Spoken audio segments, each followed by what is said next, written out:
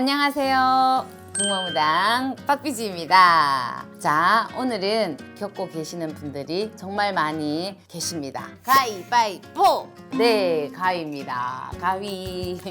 제가 조금 무거운 주제를 너무 밝게 시작을 해서 죄송합니다. 이게 제가 실시간 방송을 일주일에 2번 하잖아요. 그러면 이 가위에 대해서 여쭤보시는 분이 꼭 계세요. 근데 이제 가위 눌림이 눌리는 분이 계시고 또 안 눌리는 분이 계세요. 저 같은 경우에는 한 번도 가위 눌림을 당해 본 적이 없어요. 그래서 저는 가위 눌림이 어떤 걸까에 대해서 되게 좀 호기심이 있어요. 근데 이제 저희 그 가위 눌림은 사주를 풀잖아요. 그럼 그 사주에 어떤 영매체, 그런 기운이 계시는 분, 또 기가 허약하다. 이런 분들이 가위 눌리는 거 맞고, 무당되기 전에 가위 눌림이 굉장히 심한 분들이 또 계세요. 근데 또 본인의 어떤 생각, 감정 이런 것들이 많아서 그럴 수도 있어요. 그 신경 쓰고 스트레스 받은 일들이 꿈에 나타나잖아요. 그죠? 그래서 그렇게 좀 알고 계시면 될 것 같아요. 근데 가위 눌림을 한다고 해서 다 뭐 빙의가 되어 있거나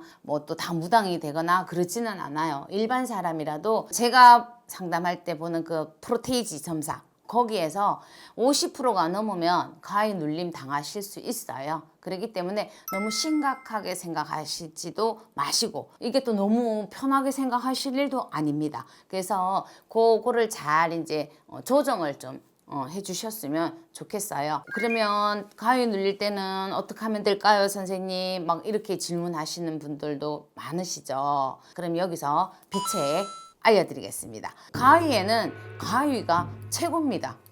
1등. 가위는 어떤 가위를 사용하셔도 괜찮아요. 주방의 가위도 괜찮고 문방구에 파는 가위도 괜찮고, 저는 개인적으로 주방에 쓰는 가위는 크잖아요. 그래서 그냥 보통 우리가 문방구에서 종이 자르는 가위 요 정도 사이즈, 그리고 중간 사이즈를 많이 권해드리고, 그 가위에 위험을 느끼는 분도 계세요. 예민하신 분들은. 그러면은 왜 우리 애기들이 쓰는 안전가위 있죠. 그것도 괜찮아요. 거기에 쇠가 이렇게 붙어 있기 때문에. 그래서 그거를 가위를 X자로 딱 이렇게 해서 키친타올이나 얇은 손수건이나 이런 걸로 이렇게 한번 싸셔야 돼요. 그래서 날 있죠. 가위 자르는 날 방향이 위쪽으로 딱 하게 해서 베개 밑에 이렇게 두셔도 되고요. 바닥에서 주무시는 분은 그 바로 바닥에 까셔도 되고, 또 침대가 있으신 분들은 매트리스 위에 요 위에 이렇게 까셔도 돼요. 그래서 이렇게 해서 베고 주무시면 됩니다. 근데 이제 이렇게 해서 정말 잠 잘 잤어요 하는 분이 10명 중에서 8분 계세요.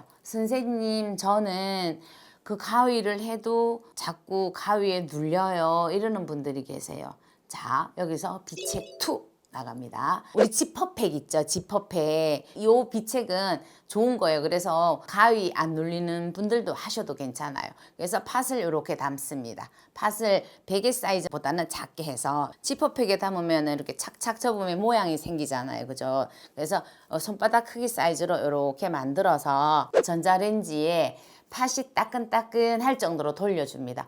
너무 많이 돌리면 어떻게 되죠? 펑펑 다 터져요. 그러니까 30초 정도 돌리셔서 만졌을 때 팥이 따끈따끈하다 이 정도면 됩니다. 그러면 그거를 베개 밑에 딱 놓으시고 주무셔 보세요. 이 비책도 굉장히 효과를 많이 본 비책 중에 하나거든요. 그래서 이 비책을 또 하시면 좋고요. 이거는 옛날에, 정말 옛날에 들은 이야기인데, 이 비책은 아직 제가 공개를 한 번도 한 적이 없습니다. 빗자루 아시죠? 빗자루도 요새는 나일론도 있고 이래요. 근데 그거 말고 풀 같은 걸로 엮어서 만든 빗자루, 그런 빗자루를 새 거도 괜찮고 헌빗자루 것도 괜찮아요. 끝부분에 거 조금 자르셔가지고 키친타올이나 이런 손수건이나 이렇게 싸셔가지고 베개 밑에 한번 넣고 주무셔 보시는 것도 좋습니다. 제가 아직 이 비책은 한 번도 푼 적이 없어서 처음 푸는 거라서 시청자 여러분들께서 한번 활용해 보셨으면 좋겠습니다. 가위 눌림을 아까도 제가 말씀드렸지만 너무 심각하게도 생각하지 마시고 너무 안일하게도 생각하지 마십시오. 이 가위 눌림이 계속 되면은 이게 어느 시점에 가면 빙의까지 가게 돼 있거든요. 그래서 요는 거는 그때그때 방침을 하거나 비책을 해서 좀 편안하게 주무시고 편안한 일상을 맞이하시는 게 좋은 것 같습니다. 자, 그리고 이제 또 제가 권유해 드리는 거는 잠자는 머리 방향을 바꿔보는 겁니다. 북쪽, 서쪽으로는 머리를 두고 자는 게 아니다. 또 화장실 쪽으로, 풍수에는 화장실 쪽으로 침대 머리를 두지 마라. 이러는데 제 침대 방향이 동쪽을 향해 있어요. 그런데 거꾸로 누우면 어떻게 되겠어요? 서쪽이 되죠. 그리고 서쪽으로 누우면 화장실이 있어요. 근데 저는 그렇게 자면 잠이 진짜 잘 오더라고요. 정말 잠이 안 올 때는 저는 그렇게 자거든요. 그래서 우리 시청자 여러분들, 제가 드린 이 3가지 비책 해보시고 안 되시면 잠자는 방향을 이렇게 바꿔보시고, 굳이 우리가 잠을 꼭 뭐 내 방에서 안 자도 상관이 없다 이러면 뭐 거실에도 주무셔 보시고 이 방에도 가보고 이렇게 해서 요 방향을 한번 잡아보시고 제일 편한 곳이 분명히 나올 거고요. 그 다음에 이제 집터가 문제가 있을 때도 이런 증상들이 나타납니다. 그래서 그럴 때는 이제 집 주소 가지시고 선생님들하고 상담을 한번 해봐 주시는 것도 굉장히 좋은 방법일 것 같습니다. 여러분들의 편안한 밤을 위해서 더 많은 비책을 연구하겠습니다. 국모무당 박비지였습니다.